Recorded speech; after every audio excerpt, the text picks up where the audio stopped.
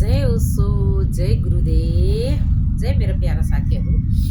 आज फेरि एउटा सानो कुरा लिएर म उपस्थित भएकी छु। त्यो त्यति धेरै ठुलो कुरा त पनि होइन र त्यसलाई सानो पनि मान्दिनँ म चाहिँ होइन। आज बिहान एउटा भिडियो मैले देखेँ कि एकजना सिस्टरले के भन्नुभएको रहेछ भने नि, मान्छेले दुनियाँ पाप गरेको हुन्छ, दुनियाँलाई दुनियाँ नराम्रो गरेको हुन्छ, नराम्रो सोचिरहेको हुन्छ, तर त्यही मान्छे चाहिँ घन्टौँ मन्दिरमा गएर पूजा गरिरहेको हुन्छ, भोकै बसेको हुन्छ आफू, अनि मन्दिरमा जाने पूजा गर्ने दुःख गरेर भए पनि होइन, तर मान्छेको कहिले पनि राम्रो भलो र राम्रो कहिले पनि उसले सोचिरहेको हुँदैन।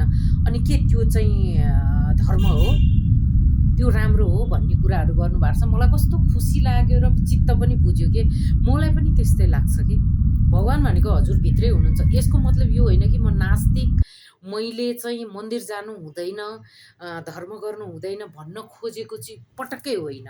जानुपर्छ मन्दिर, म पनि जान्छु, हजुरहरू पनि जानुपर्छ, गर्नुपर्छ आफूले गर्ने कुरा, तर मान्छेमाथि गर्ने व्यवहार चाहिँ सही हुनुपर्छ। जहिले पनि हजुरले के सोच्नुपर्छ भने नि, मन्दिरमा जाँदैमा धर्म हुँदैन। धर्म चाहिँ यो पनि हो कि मान्छे कुनै पनि प्राणीमाथि हजुरले अन्याय अत्याचार नराम्रो नसोच्नु नगर्नु, यो त सबभन्दा ठुलो धर्म हो नि, होइन र? अन्याय अत्याचार गरिरहेको छ त्यो मान्छे दौडेर गएर मन्दिरमा बसेर पूजा गरेर मात्रै धर्म हुने हो नि, हुन्छ र? मलाई चाहिँ लाग्दैन।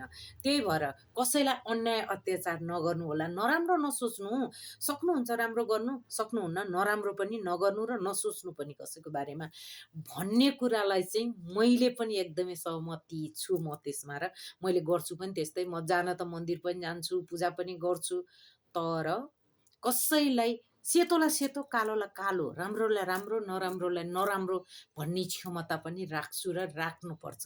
सहीको साथ सधैँ दिनुपर्छ भन्ने मान्छे हुँ म। ल यति भन्दै आजलाई प्रणाम सबैजनालाई। जय होसो, जय गुरुदेव।